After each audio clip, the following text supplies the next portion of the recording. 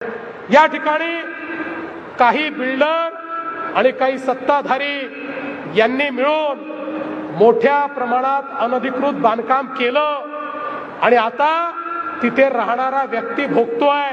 कधी supreme कोर्टातनं order येते, कधी अजून कुठल्या कोर्टातनं ऑर्डर येते आणि त्या ठिकाणी त्याच्यावर तलवार पडते। पण आता आम्ही नवीन क्लस्टरची पॉलिसी तयार करतो। या ठिकाणी एकही गरीबाचं घर आम्ही तुटू देणार नाही।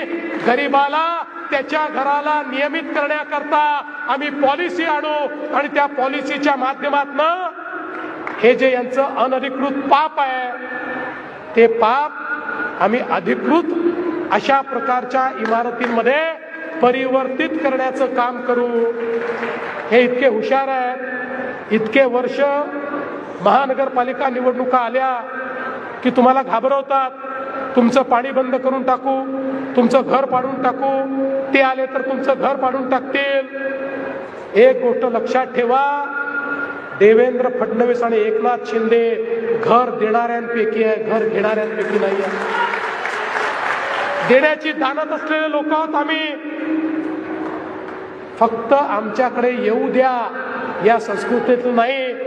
इकडे लेना बँक नाही आहे, फक्त देना बँक आहे। त्यामुळे चिंता करण्याची आवश्यकता नाही आहे। इथल्या एक एक गरीबाचं घर हे त्या ठिकाणी वाचवून अधिकृत करून हा संपूर्ण वसई, विरार आणि नालासोपाऱ्याचा सगळा जो भाग आहे या भागाला अधिकृतरित्या विकसित करण्याचं काम हे आपल्या सरकारच्या माध्यमातून आम्ही करणार आहोत।